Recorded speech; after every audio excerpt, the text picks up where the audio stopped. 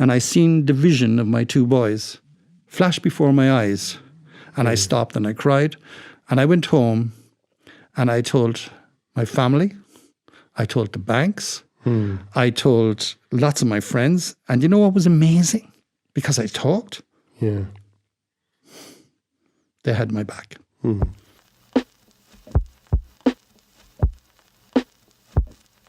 Welcome to Ireland Unfiltered. This week's guest is Pat Falvey. Pat is a remarkable man with an incredible story. We talked about a lot of things that happened in his life, but then we talked mainly, it turned out, about life itself and how you survive it. And how survival is the sort of the central core of Pat's story, and it was really fascinating listening to him. Before we go to the interview, don't forget to subscribe to Ireland Unfiltered on all the usual channels, and if you like the show, please leave a review. Pat Falvey, welcome to Ireland Unfiltered. Well, thank you very much. We managed to fit you in into your. You managed to fit us in, I should say, into your busy schedule. A few hours more in Ireland before. Where are you off to? Off to the central, to War-torn Caucasus, to Mount Elbrus, between the Caspian and the Black Sea. Yeah. And then I come back after 2 weeks on an expedition on Mount Elbrus, and then back for 8 hours, and then fly to Africa, where we're doing another expedition with a group of people on Kilimanjaro. So you don't stop? No. People said this year I was supposed to have retired, they said. Retired from extreme adventures. That means adventures that are over 30 to 60 days. Right. But Okay, I still do expeditions like that are, 10 to 14, maybe 8 of them a year, 10 of them a year. Right. So when so when retirement to you or going easy to you is something different to what it might be to other people. Well, the thing with it is, as long as I can keep going, and like everybody has a different Everest. My thing is, I'm still healthy enough. I'm in my 60s. I actually love it. Love being of that age. And now it's time to throttle back a small bit and actually be a mentor to those that want to do stuff. So now this year I'll be in Africa, Russia, Himalaya, Nepal and India, down in South America and in Antarctica. Okay, great. Look, I want to ask you something here. I'm just from your book, Accidental Rebel, which is very, the story of your life, which is an incredible life. But at the beginning of one chapter, you say, I was the type of person people either loved or hated. I was confident, ruthless, and very good with ideas. I had zero mercy for those who stood in my way, and I didn't tolerate anyone or anything that interfered with my ambition. That's true. And I think it happens with a lot of very successful people. And then maturity actually grabs you. So you would have changed, because I'm sitting here looking at you.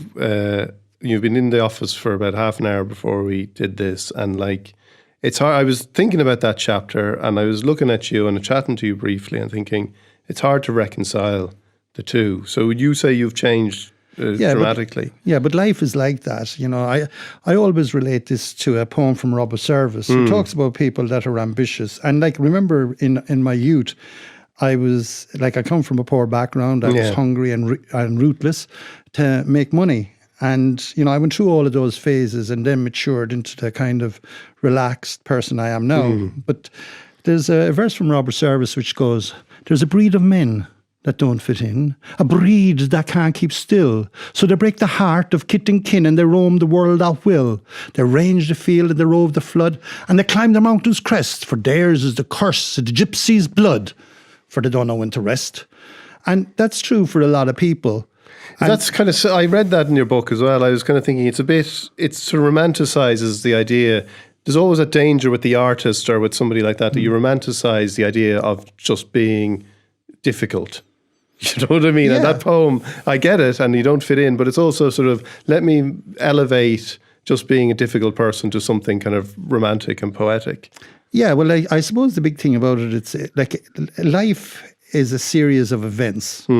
And in that time of events, you keep changing. For instance, whereas I was that ruthless person, and who paid the biggest cost is my family, right? And if I had my time over again, I probably would change a lot of it. And that didn't change, by the way, until I was in my 50s, when my son came to me and he said, "Dad, do you realize what you missed?"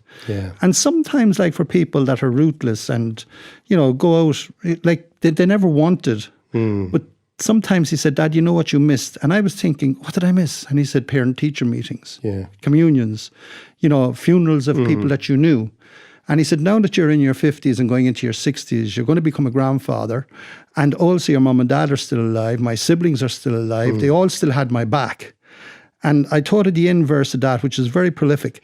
It says, he has failed, he has failed, he has missed his chance, he has only done things by half. Now life's been a jolly good joke on him, and now it's time to laugh. Ha-ha, he is one of the legions lost. He was never meant to win. He's a rolling stone and bred in the bone of the man that didn't fit in.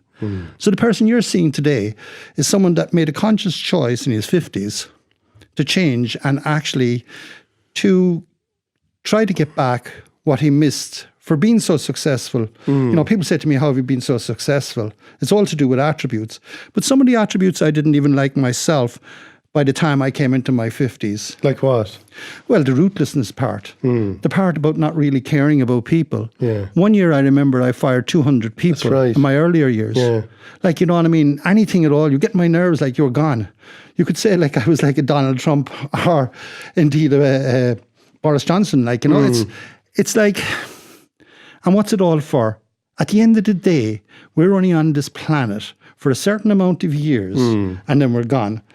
And so when you say about, in your book, you talk about making amends for that, like how would, you know, mainly to your family, but like, do you feel, like, how do you go about that?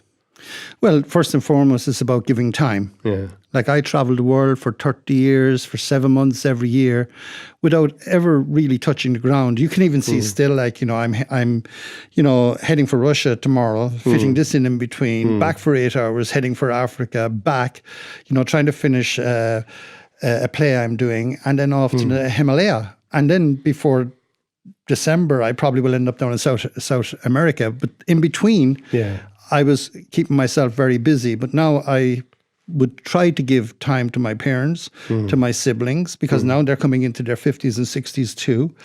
And we're at the end, like, rather than the start of our lives. So I'm becoming more mature, and I've learned that from mentors, my Buddhist mentors, right? Buddhism is my philosophy, even though I'm a Catholic. And I learned about trying to be the best that I can be, you know, from them. There was one time I was going to become a dropped out hippie in Dubar Square after I tried to take my own life in my 30s. Except that the Buddhist monk said, like, you know, that's a waste of talent, Pat. I was a complete capitalist when I went broke. And by the time I came back from Nepal, I became a social capitalist. Right. And what would you just define the difference as? Well, a social capitalist is a person that cares. Like what they said to me, I suppose I have to relate it in what they said. They said everybody has a talent, and the talent should be to use that talent to the utmost, even if it is to make money. But you can help people if you make money.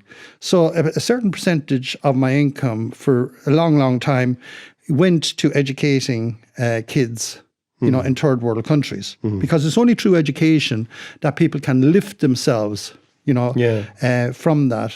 One very good story was there was a young fella, Nima, in Nepal from Karikola. We did a schools project there, and a group of us actually sponsored him. It was only $600 a year. He went to school in Kathmandu. Then one of our partners mentored him into Boston University, and he went through college, he became a banker, and he was getting $80,000 a year. But you know what he did? He sent $40,000 back to the village. The power of one. That was 40 children now being educated from Karikola and the high Khumbu region. Yeah. Talk to me about when your son said that to you, though, how it made you feel, and also maybe how you felt, or were you aware, like when you say there were aspects of your personality that you didn't like even when they were happening, like the ruthlessness, but were you aware of things like missing the parent-teacher meeting, missing the matches, and how did you feel about that at the time? Well, I was selfish, as I said, and like lots of times, like people are selfish. I chose, you know, within my own mindset to ignore it. Right. And that's what happens to people. Like they don't, it's not that they don't see it. It's not that they don't feel it. It's the fact that they ignore it. And they're always justifying the fact that what they're doing is to the better of the greater cause. And look, what I say to a lot of people, I say, like I do lectures all around the world and presentations. I say to people, look, you know, when you hear my story, it sounds very successful. Yeah. But please, you know, think about the fact of the cost to yourself and to your family when you're doing it. Once it happens, there's nothing you can do. You have to move on. But lots and lots of people, they make big mistakes in their early life that they can't actually bring back. And I happen, within the people that don't fit in, happen to have grasped it in time enough that before I die, that I will make some amends. Now, am I making enough amends? I don't know. Will my family be happy with the way I'm now working it out? Yeah. We still have our arguments about the fact of, it's very hard to get forgiveness for the damage you did of the past. But at this stage, I'm doing my best. But we have to be able to believe in it too, isn't it? It's important, especially these days where there seems to be an awful lot where you can't be, you're sort of seen as if you're on one path and you can't ever change. But it is important to recognise that that things can change. The importance is the challenge of change, right? It's, it is a challenge. And most people can do it. Most people don't like change. But, say in my own career, I have probably about 7 different careers. Yeah. And each time, it's a massive change. And I think to the day I die, I will still have ideas, I'll still be changing, and I'll still be challenging myself, in relation to, am I doing good enough? Yeah. For me, it's about being the best that you can be within the life that we have on planet Earth. Yeah. Take me back then to, you said to me earlier, you told me a line your father used to say to you about the fists. This is, what did he say? I said 6 months if I hit you with this, sudden death with that. Yeah. And if it's the case you don't get out of my way, it's heads off, right? In other words, you're dead if you get in my way. And I suppose we came from a poor background. I lived in a council estate with 5,000. In the north side of Cork. On the north side of Cork City. I'm very, very proud of it. And, from the start, my whole career was all hinged around the fact of working, trying to create money so that we wouldn't be poor. And, it was, I suppose it came from my grandmother, whose husband left her with 6 kids into World War II and left her actually rear those kids. And you were sent to live with your grandmother? Yeah, she's an amazing woman, Mary B. O'Callaghan, 4'11", as round as she was tall. So I used to call her my barrel of Guinness when I rolled her around. She started me in my first business, which, believe it or not, I had a collaboration from the time I was 6. She bought me a pram. Okay. She sold second-hand clothes in the Cold Cane Cork and in Macroom and Youghal and places like that in the marts. So she sent me up and down the steps of the hilly side of Cork City, knocking on the door saying, any old clothes. So you might have a shirt you just wore and you give it to me and I put it in the pram and I bring it down to what is like a Moore Street in Cork. It was the Cold Cane, which was the markets for the poorer people. And she'd sell her wares there. But what she did is she taught me about collaboration. She gave me a percentage of what she sold to the stock I collected for nothing. And by the time, in 1969, by the time I was 12? I had £750 in the bank. Right. Now, I never knew what money meant, but she kept on giving me the money, taking it from me and putting it in the bank. So I probably was the richest kid on the north side of Cork City. And you said you quoted the Robert Service poem about not fitting in, and you say in the book about feeling like an outsider. Where did that come from? I wonder if why were you sent to live with your grandmother? I was sent to live with my grandmother because all her children were reared and they all had left. And it was like in the older days that, the eldest grandchild was sent to look after the grandmother. And so I was sent there to mind my grandmother. Right. But my grandmother being my grandmother, put to work straight away. But did you ever wonder why you weren't living with your parents? Yeah, because of the fact I was to mind my grandmother. Yeah. And, my siblings, I never really got to know my siblings until I went home when I was 13. I was the eldest brother that was always missing. Yeah. And even though we were only, say, about a quarter of a mile away from each other, and I used to go up every day, I never had that intersocial connectivity until I got older with my siblings. Okay. And do you think that was something that was a pattern then throughout your life, or in your early life anyway, that you were kind of single-minded and ploughed a lone furrow? Yeah, and I think there was a couple of things like within the reason why I called the book Accidental Rebel. I think first and foremost I was born into a place that my father built one private, like there was 3 private houses among 5,000 council houses. And it meant like that's where I came from. So therefore I was picked upon from an early age. Right. You know, seeing that we were in a different status. But he built that house because my mother would not leave the council estate and to be too far from her mother. Then when I went to live with my grandmother, people seen me as this poor child. Okay. Right? So when I come up with the idea, like my grandmother always said I was as powerful as JFK, Sacred Heart, the Pope, and Eamon de Valera. Okay. And I believed her at 12. She gave me a strong combination. So I always believed that I was, you know, super intelligent, even though I couldn't read or write. Yeah. And so she gave me that confidence. And that confidence you spoke about a while ago, she beat into me. If you think you can, you will. And if you think you can't, you won't. So I believed from a very early age, I left school not to become a brickie, even though that was my trade. I left school to become a millionaire. Right. Because my father's business had gone broke and I swore that we would never be poor again. Now, that was a mistake, by the way. Why? Well, it was a mistake because I then, in turn, actually created the same mistakes myself. Yeah. And I went broke.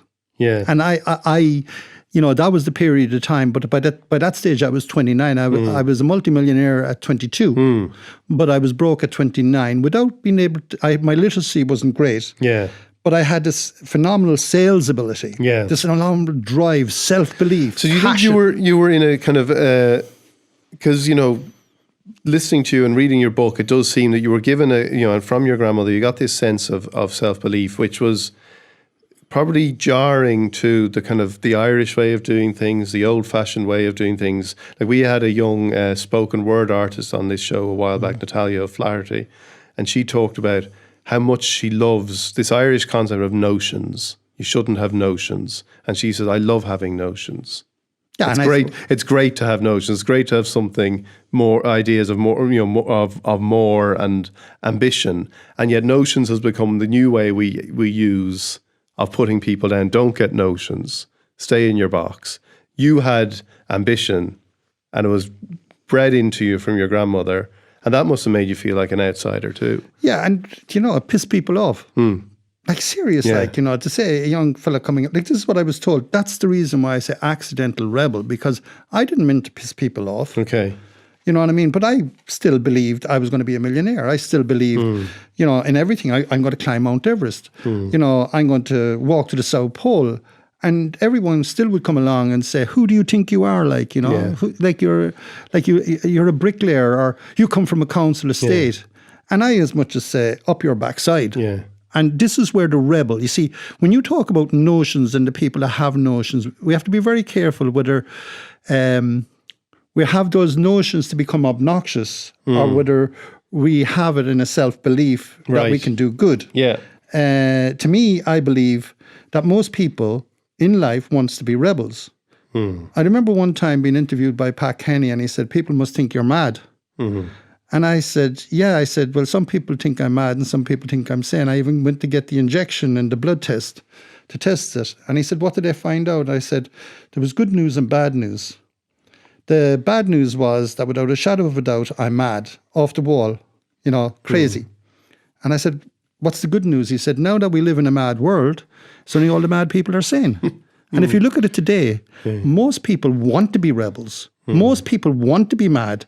Nobody wants to live, you know, completely in a sane world because, you know, by the time you get to the end of your life, and this is what I believe, like with the people that I mentor and coach and, you know, do stuff with, is you can make a lot more out of life than, and it's not saying just staying at home and doing nothing isn't the right thing. If it's right for that person and they're the best that they can be, that's okay. But other people are trapped. They're trapped in that box. They can't step outside it.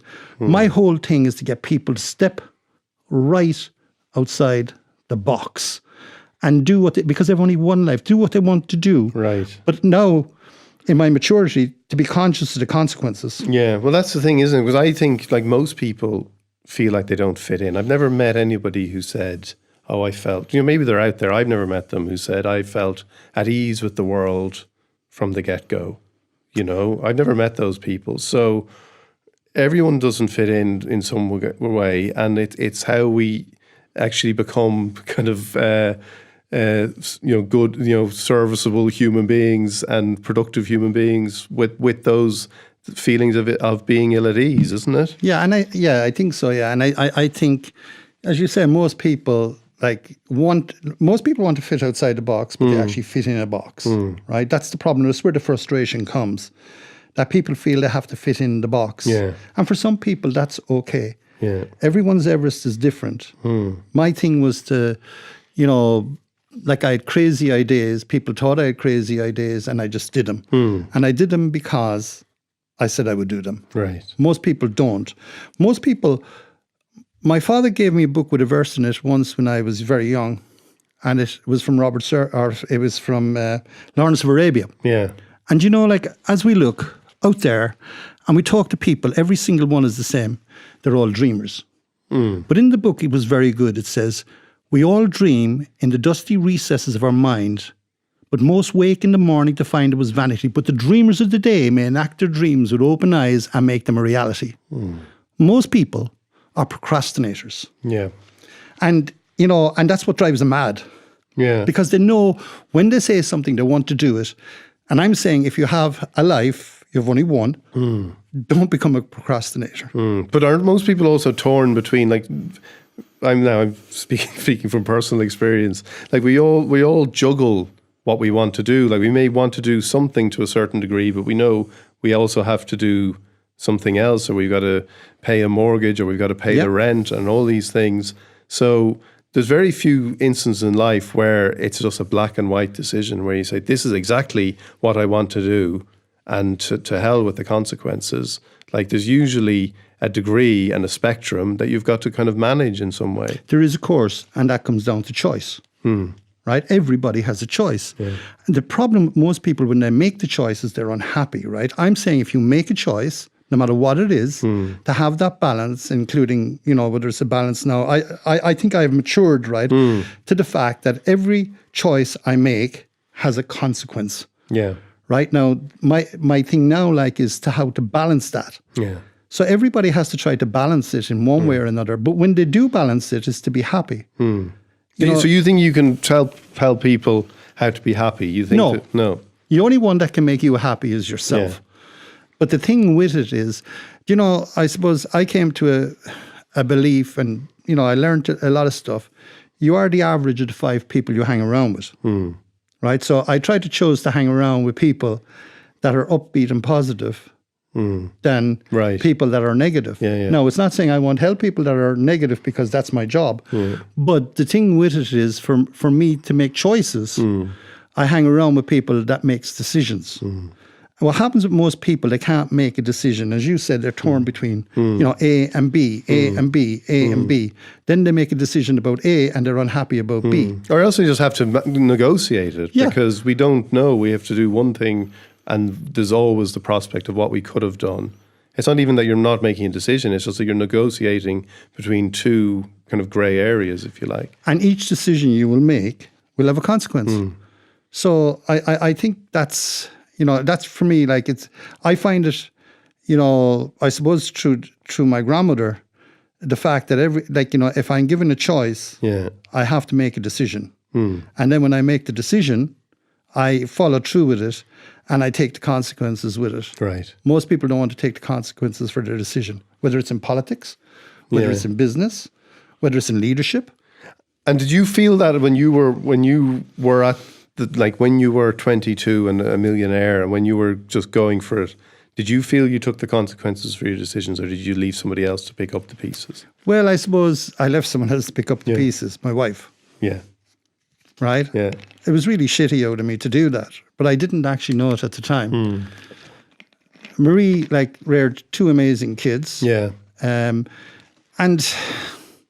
you don't actually realize this until later in life. That when, after all the decisions and the choices and things like that, and, people say to me, how is it that I have changed? And I say, look, and you can see I'm bald, but in actual fact, behind that bald, there's hair. And in that hair, it's grey. And it's because of grey hair. It's because of the maturity and the learning of life. And it's because I want to learn. Yeah. You know, and am I a different person? Are you a different person to when you were 17? We all are. You know, when you have children, will you be different?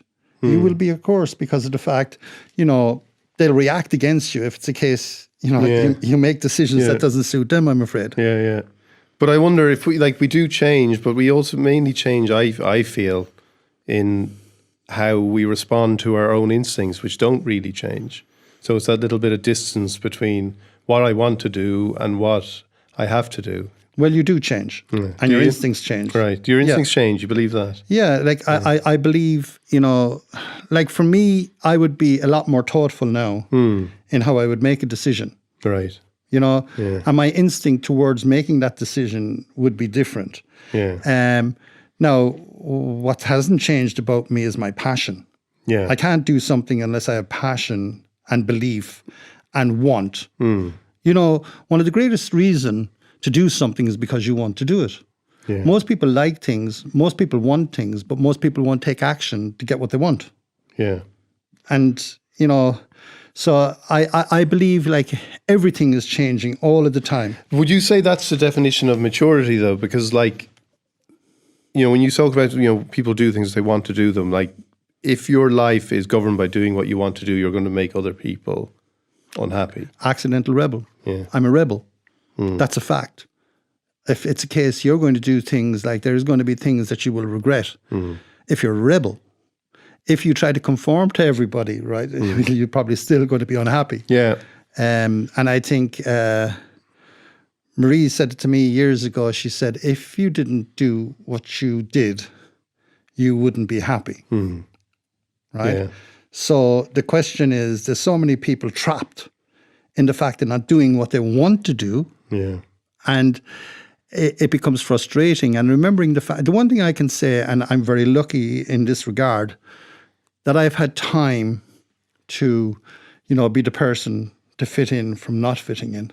Right. And, you know, and still, most people say that I still don't fit in. I'm still a rebel. I'm still a maverick. And, you know, I still do the things I want to do. And you think you still rub people up the wrong way at times? Of course. Yeah. Like, you know, every time. Are you like, aware of it now more? Would you notice it more, do you think? Yeah, I am aware of it. But like, sometimes I don't give a crap Right.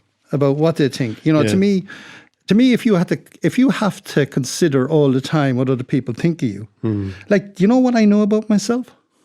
I'm a good person, right? I love my family. I try to be, through my Buddhist philosophy, as best I can. But am I going to piss people off? Of course I am. Yeah.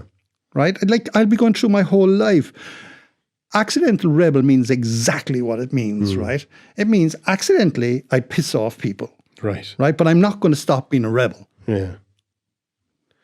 So, talk me through then, like your 20s and making money, and then how it went, like the crash and, you know, losing all that and what it did to you emotionally and mentally. Well, first and foremost, I left school because I was pissed off at my dad because of the fact he had went bankrupt because the developer caught him for a lot of money. Yeah. So I thought I could solve everybody's ills. So, you know, things went very well. I got a great mentor in a guy called Owen O'Callaghan, who gave me a break. And by the time I was 22, I had the big 5,000 square foot Georgian house. I had the Mercedes. I had everything. Yeah. I had 200 people working for me. And then I thought I had the Midas touch. Here I was, Midas. And were you driven too by that sense? Because you say it in your book, like you couldn't read or write, and like you felt that the established kind of merchant class in Cork, which is a very established class, kind of, you know, appreciated your talents but never really kind of embraced you. Yeah, well, I except a couple of mentors, the likes of Barry O'Driscoll, a solicitor, Joe Carey, Frank Sheehan, that came back from the States in real estate, Owen O'Callaghan, my dad, my mom, my grandmother. Like, even though, like, for a lot of people I was stupid, to them they believed. And it's in that belief that they had my back and I continued on. But how did other people think you were stupid? Why would they think that? Well, this is where, when you come from a society, you say, like, it's like, who does he think he is? He's going to take a fall, right? You know, he's going to go broke. He's overtrading, or he's doing, which they were right. And then what I learned is, if you don't do what you want to do, a stop clock is right twice a day. So if you do what all the other people think and not do anything, right? And if they say like, oh, he's going to go broke, he's going to make a big cock up of that, right? They're going to be right at some stage, like the stop clock is right twice a day. I wanted to keep going the other 24 hours. And like, lo and behold, it was right. They were right. I did go broke.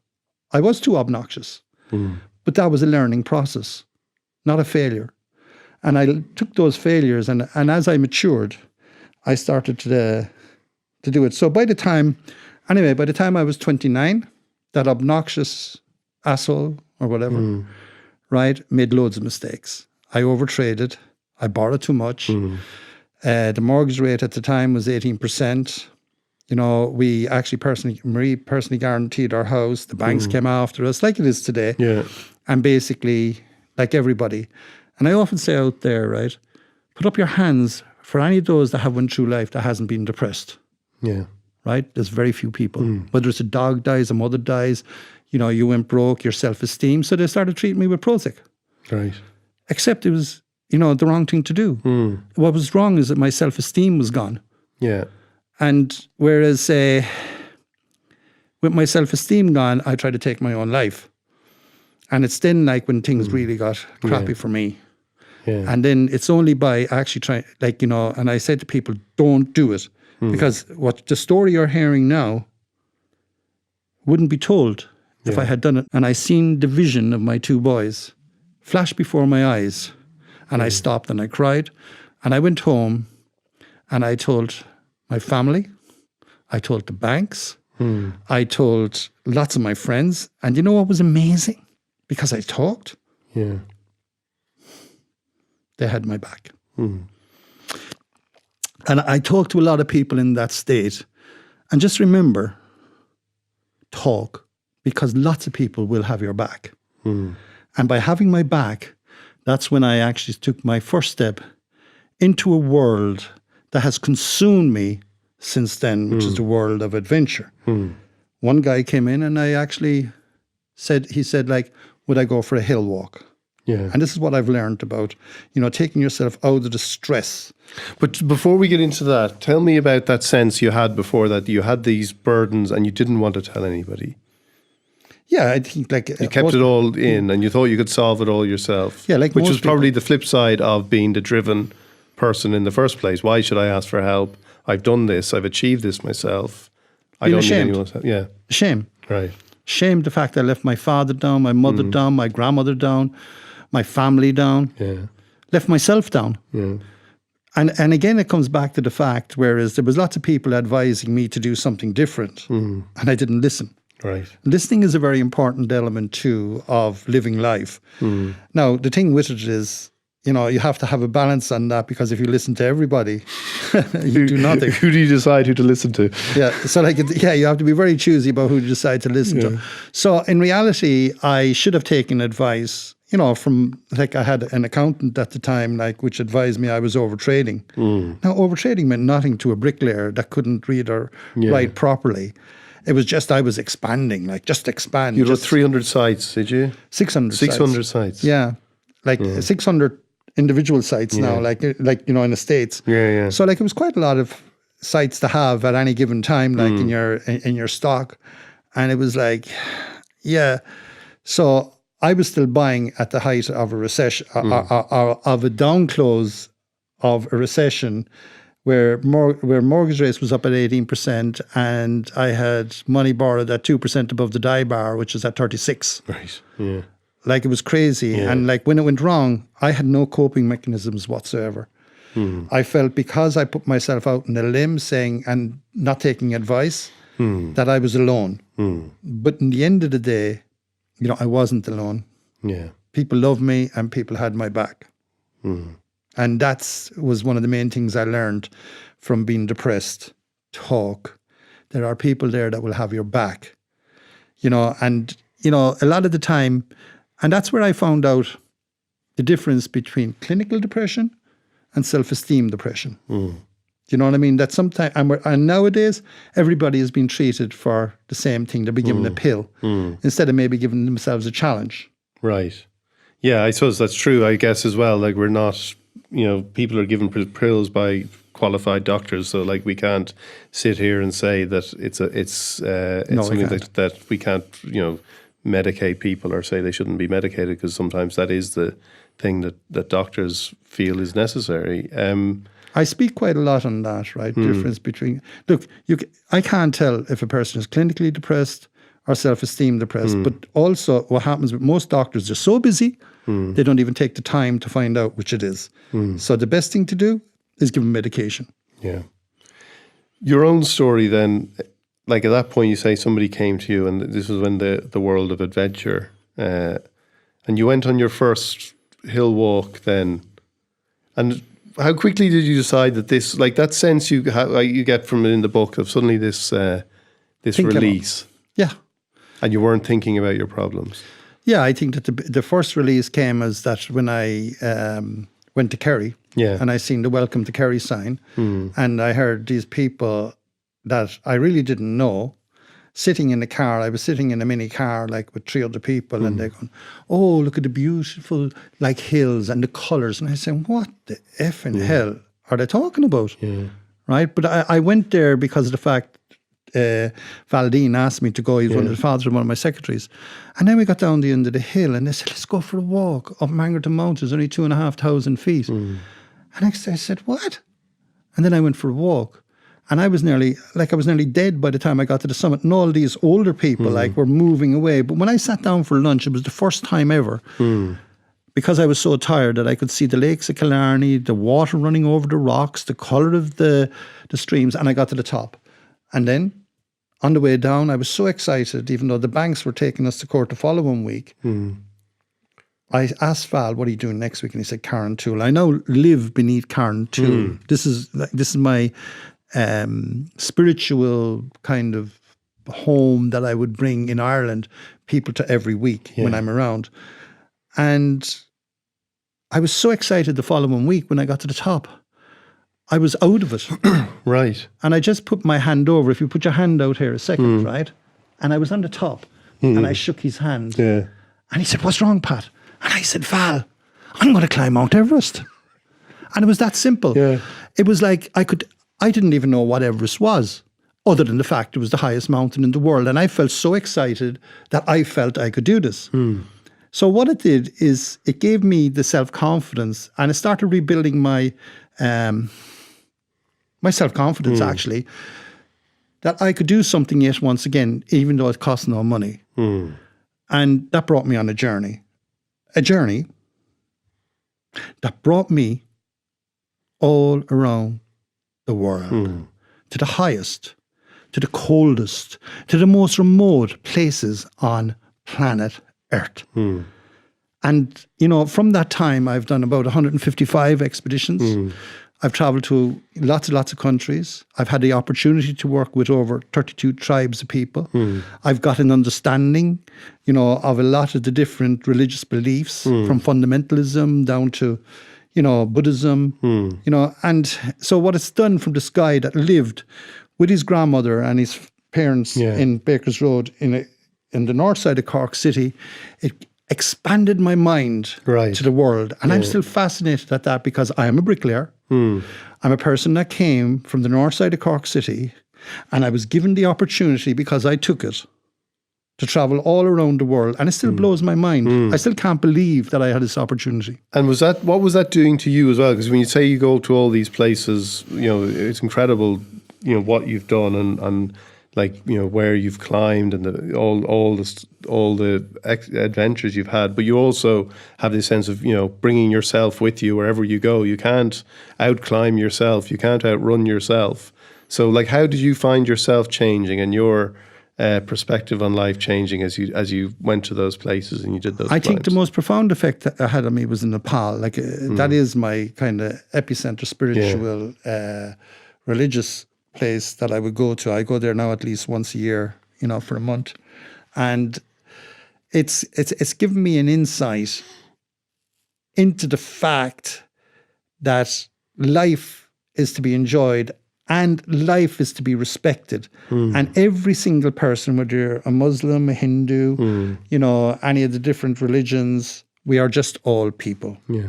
There is no religion over and above the fact that we are human beings, whether we're black, white, you know, Indian, Chinese, anything. And like, you know, I'm just so amazed because when I was brought up, there was no black people in Cork. I think we had 3 or 4 black people. Like, and I look, and I thought they were different. My grandmother taught me at the time because she thought Russians, you know, were devils, you know, like during the Cold War, like, you know. And when I went to Russia initially, I was expecting to have like these guys, like, you know, in Russia, like coming out with horns because they were the devil themselves, like.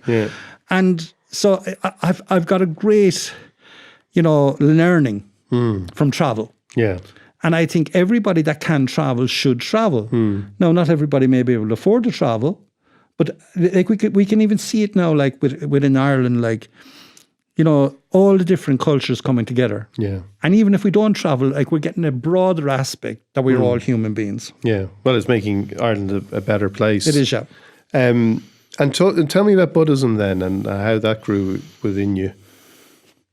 Well, Buddhism is my philosophy. It's like, you know, as you know, like lots of people are trying to turn it into a religion. It's not, it's a philosophy.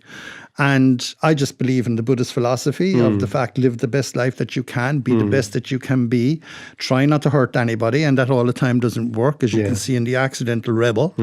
And it's given me food for thought, right? It's actually made me go into myself.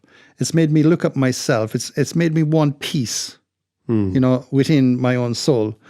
And I think, you know, someone asked me that one time, said, where are you on the Buddhist scale? And I said, well, it's like this, I'm nearly in nirvana. Right, are you, yeah? Yeah. Okay. I am 62 years of age, and I didn't say I was in nirvana. Okay, nearly. I'm nearly in nirvana. There's a couple of issues that I have to sort out. But yes, I'm nearly in nirvana. Right. I happen to be lucky enough that at my age, I can do most things I want to do. I am a very gregarious, gallerous, outgoing person. I love people. Yeah.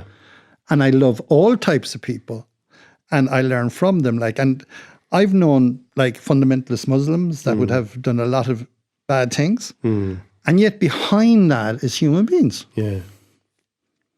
You know, so I believe in the spirit of the human person.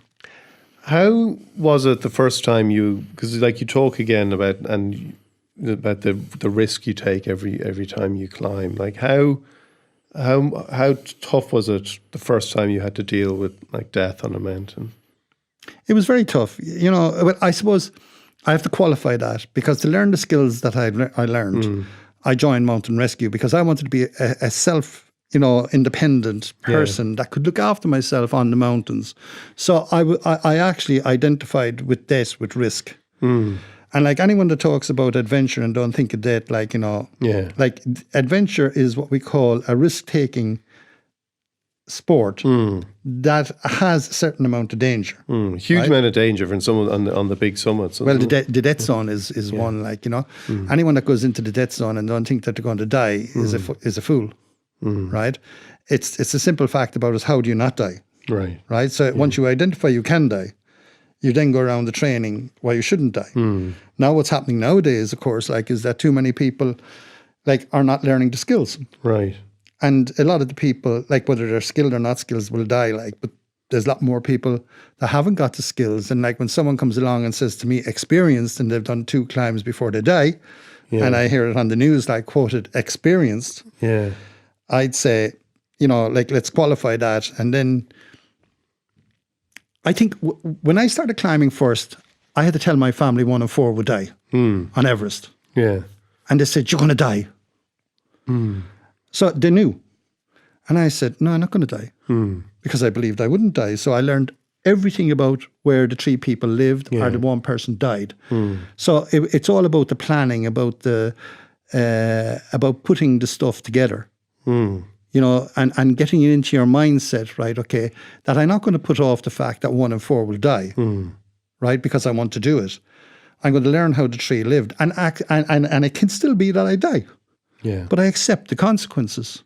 You make a decision, you accept the consequence, and you do everything for the negative of it not to occur. And lucky enough, 50 climbers I've climbed with are dead. I'm lucky enough, that over 50 people I know and have climbed with over the years and friends have given their lives back to their adventure, whether it's climbing Everest, K2, on different mountains around the world, mainly on mountains, really. Now, that's outside the standard people that will die of accidents. But over 50 adventurers I know are dead. Yeah. And does it strike you when you're in the death zone, or when you're, these moments of mortal kind of danger, like you're doing it because you want to do it? Do you ever think I don't have to be here? Of course. I don't have to do anything I don't want to do. I'm there because I want to do it. And I've given everything up to be able to take that chance. And it's because I can do it, I'm doing it. Yeah. Like, people say, why do you do it? Is it because it's there? It's not. Like, as Mallory once said, like, why did you climb Everest? It's because it's there. To me, I love it. Yeah. I love the whole thought of the fact of going into a place. This is not Mount Everest, by the way. It's Chomolungma. Chomolungma means goddess mother of the earth, which one time came from the bottom of the seabed and was pushed with great tectonic forces to the top of the world, the highest place you get the nearest to the heavens. There is fossils of sea creatures encrusted onto the rocks as you walk across there. Every morsel of my being vibrated as I crossed that highest gangplank on planet Earth in the death zone. And then you stand there on a patch of ground the size of a kitchen table. You say, yes, I've done it. What do you feel then when you see like the pictures of the queues of people going up Everest? Like, I understand. But does it diminish it in a way? Like, it become like, when you like the people you admire, like Shackleton, Tom Crean, these people, there was something about heading off into the unknown too. And is that sort of diminished a bit when you see the picture of like a queue trying to get up? It does in a way, and it doesn't in a way. Okay. First and foremost, who am I to say that you cannot climb Carntool, Mont Blanc, Kilimanjaro, or anything else, right? Because I, at one stage, climbed it when there was only 15 people on the summit. Who am I? Am I God? Am I to restrict you from your dreams? The problem we have is, in getting into people's minds that they should be more careful, right? Okay, governments, like, there should be restrictions in relation to experience. But the whole thing with us, where we are in the world today? Every single person. When I was born, there was 2.5 billion people. There's 7.6 billion now, and you're one of them, right? And in that world, people have got more challenge-based marathons, Ironmen, everything. Now everybody's focus in the world is on one spot, right? Which was only the size of a kitchen table, 5.5 miles high in the sky, which is Mount Everest. Yeah. And they just feel they're fit enough, and they're going to go, and they're going to get guides like me, which I've never done, pay a huge amount of money to get them to the top. And you know what's happening? Is there's too many people and not enough good guides. And then they're trying to cut the cost. Like, I had a case recently. I said to someone, look, you don't have a lot of experience. Will you come down and I will do ladder crossings and fixed rope techniques with you, right? And you know what they said? We don't have time. Why not? Because of the fact they don't have time. They just feel they're fit enough. And when they go and are they going that, they're going a trajectory from doing Ironmans and things like that and thinking, right, next stop Everest. Let's go to Everest. Let's actually have this as a tick list. Like, for me, Everest has nothing to do with the challenge. Everest is the essence of coming from the bottom of the seabed, and it grows up. Antarctica, we go to a spot in Antarctica, which there's a point in the world where all the meridians of time go through. And when I walk around it, I'm a time traveler. And I've had the privilege to stand at the North Pole and the South Pole, and I've had the privilege of standing on top of Mount Everest as I surveyed out over the world in a place that came from the bottom of the seabeds. That's what I feel. It's not a tick list. Yeah. It's an emotion for me. And I happen to be very lucky that I did it in the earlier years, just as it was about to take off with commercialization. Right. But I was actually self-sufficient in everything. I could have climbed it myself. What do you think that's about, that you talk about it there, people testing themselves? What is that about the world today, that there is this element in human psychology where people are doing more, triathlons, extreme triathlons. They want to do that. What is that about to you? Well, I think it's a lot of people have been trapped in the workforce, right? And as they become more successful, like say, there's always what's next. Yeah. What's next? Like I say it myself, what's next for me? I look at you. And I bet you 10 to 1 if I said, what's next? You actually have something, what's next? I don't know what it is, but everybody has a what's next. So those that are into challenge will always have a what's next and what's happening with the what's next, because they're driven people. They're like the people that don't fit in, maybe. Yeah. Like the Robert Service poem. But I think that the secret, and I completely, spend my time thinking what's next, and yet I think the secret is to try and forget about what's next completely. Yeah, maybe so. For me, like my what's next is very important. And I'll give you an instance, right? So people say to me, you've done all these expeditions, you've been at the top of the world, bottom of the world, you've been like all around the world. And do you know what my what's next is? To become the best grandfather that I can be. But you'll be doing that, you might be thinking, what's next? Because I find when I'm with my son, I'll often be thinking, let's go and do something else now. And you'll do something else with them, and you're like, well, actually, we don't need to do anything. No, you don't. Know what I mean? That's another thing. That's where peace comes in, right? But the thing with it is what's happening is that thing could be what's next? Do nothing. Yeah. Right? Like, you know what I mean?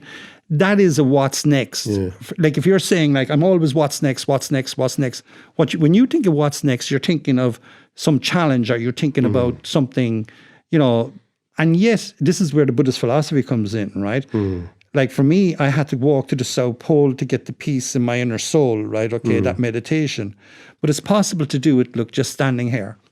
Yeah.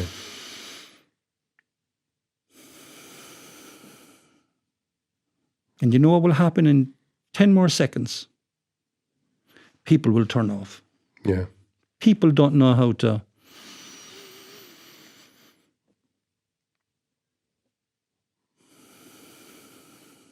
Even you're getting uncomfortable now. I'm fine. Yeah, but what I'm saying, people do get uncomfortable. Yeah. They can't be with themselves. They cannot actually look at television for more than 15 seconds without flicking over the channel if there's silence. And how does wanting to keep, so when you talk to, when you give talks, corporate talks, and you talk about these things, what's the most important message, or you can pass on from your life of climbing to businesses and business people? Well, I think, what can I pass on from my life? What can I pass on from my business? And what can I pass on from what I've learned? Right? Yeah. And that's to be at peace with yourself, right? And to always actually strive to be at peace with yourself, because you and you alone know when you're at peace. Yeah. And most people, actually, it's an amazing thing. I was doing a conference on leadership recently. 80% of the people in America hate what they're doing. Right. And then I found 80% of the people in Ireland hate what they're doing. And then I found out 92% of Japanese hate what they're doing. Isn't that a terrible indictment to the fact that people are actually living not liking what they're doing, when in actual fact it's a choice that they can like, and they can make decisions. Most people won't get out of what they're doing because they say we can't afford it, but it is a decision. So if you're in that state, try to find out what you do like about what you're doing, because work and doing what you're doing is all your life. But is there like again, like all these things, like one of the things that struck me about reading your book, and you mentioned it a couple of times in different interviews, and I think it almost is the most important message in some ways, is the Shackleton line you quote about better to be a live donkey than a dead lion. Great line. And it's about survival, really, survival, isn't it? Yeah. And like I come along in the morning and say, I've been a bricklayer, I've been a builder, I've been a developer, I've set up a finance house with no money when I was broke, I've been a photographer, a climber, and things like that. But you know what the end thing down at the end of my list? I'm a survivor. And that's all we can expect to be. We will have ups and downs like on the mountain. We will have highs and lows. And what I've learned about mountaineering, getting to the summit is not always guaranteed. Yeah. But you can always actually start again. And that's the most important thing, is starting. And, you know, one of the greatest questions I'm asked is, how do I succeed in getting what I want? The first thing is you got to want it, right? But my mother gave me a great verse when I was, after trying to take my own life. Yeah. And it was found in a soldier in World War II. And it's like, and this is the secret that I use with my teams of people. But like when I'm doing something very big, these qualities they have to have, right? Like whether it was Ger MacDonald, Ralph Bay, Claire O'Leary, any of the major people, right? And this is the qualities they have. If you want something bad enough, you must go out and fight for it. You must give up your time and your peace and your sleep for it. If your life seems so lonely and useless without it, but all that you do is you dream and you plan is about it. If gladly, you fret for it, but then you've got to sweat for it. But most of all, you've got to go for it. But when you go for it with all of your capacity, your strength and tenacity. If you go after the things in life that you want, though tired, gaunt and lonely, and if day after day you besiege and you beset it, do you know what will happen? You will get it. And that's the simple fact of life. If it's a case you want peace, right? And you're not peace at the moment, and if you go after with all of those qualities, you will get it. I know for me, if I want change, and whatever it is, change or what's next, I can get it provided I have all of those qualities. And that I go after with that passion and the desire, right? But it's up to you to know what you want. But again, we come back to that point of what you what you want, but versus balanced with the obligations you might have, and they are also important things. You know, people might not want to be in the job they're in, but they have obligations. That but that's keep what I'm them saying. But this like when you talk about balance, right? When I talk about balance, that's what I want. Yeah. So therefore, like, you know, you can't go on one side, right? Because as I said, when you make a decision, you affect that. But if you take the boat into it, you've then got to know what you want.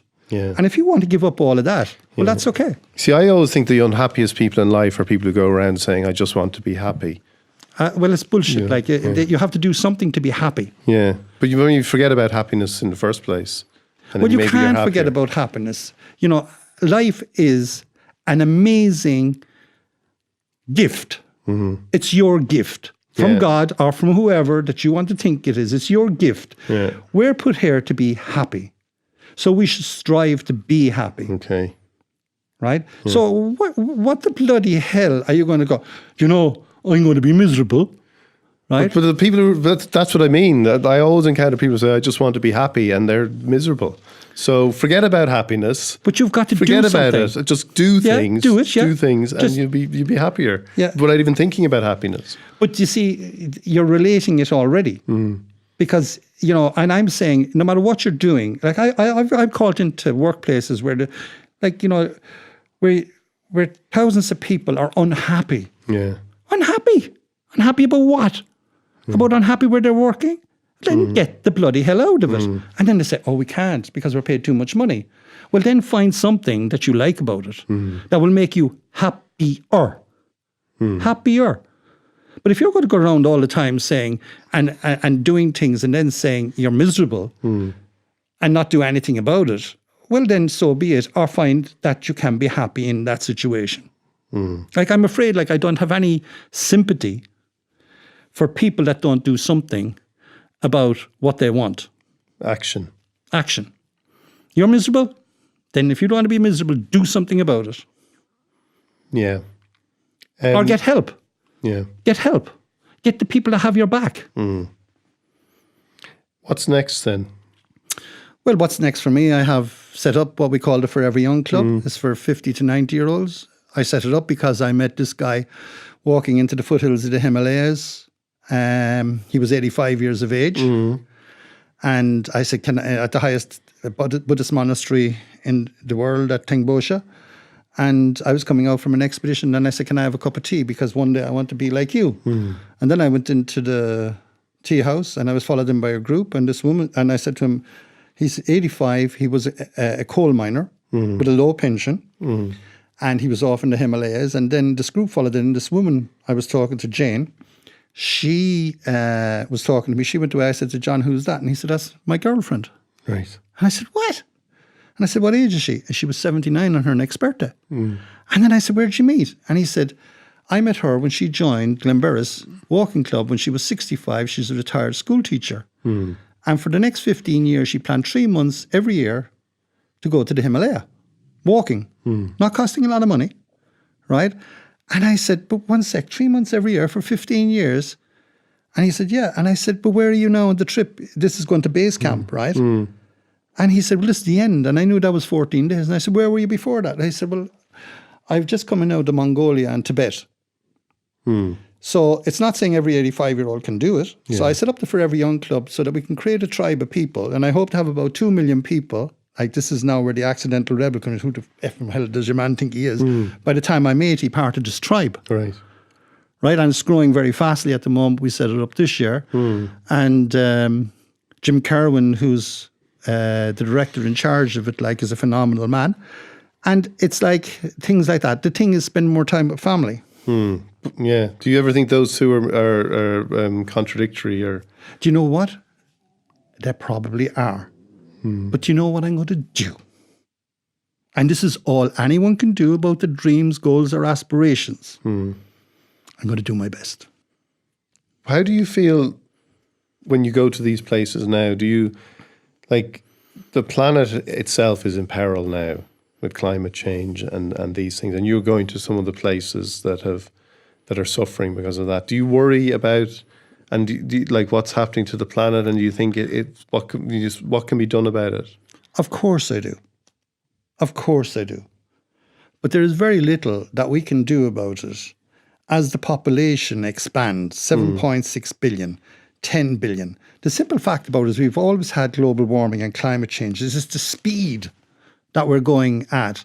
We've had, an extinction before on planet Earth. It's not saying we won't have an extinction again. Yeah. The dinosaur age, like, will we get hit by a meteor? Will there be a nuclear explosion that will actually kill, 3 billion people in planet Earth?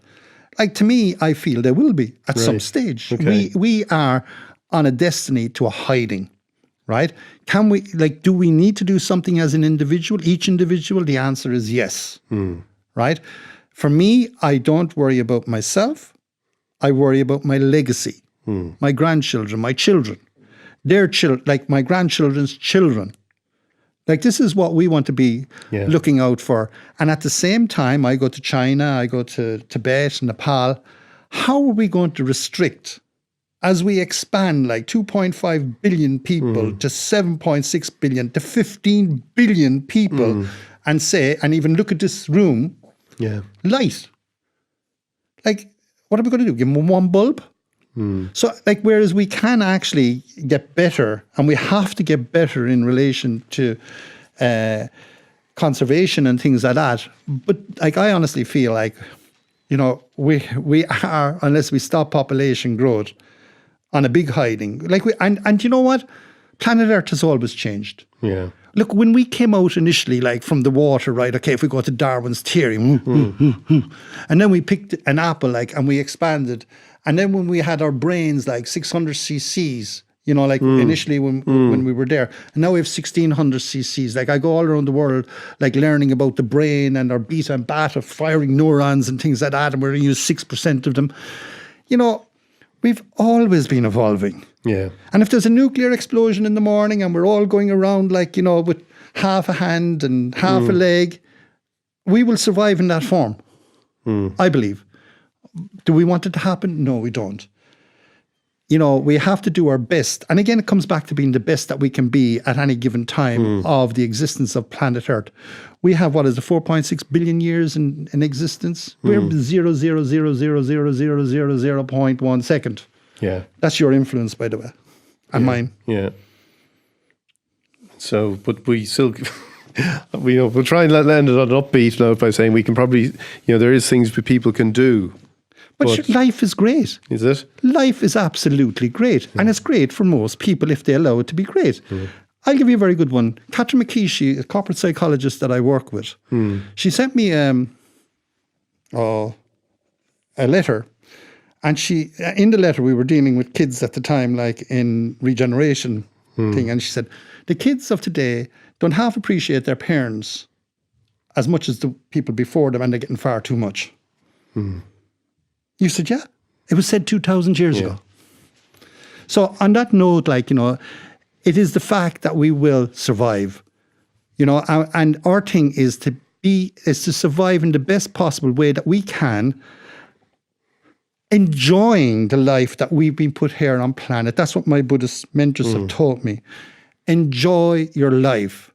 You know, do your best to enjoy. Like, you might be miserable, like, you know, but, you know, and you know, the thing to do when something like that happens, you're the most miserable, down and out person, talk to somebody.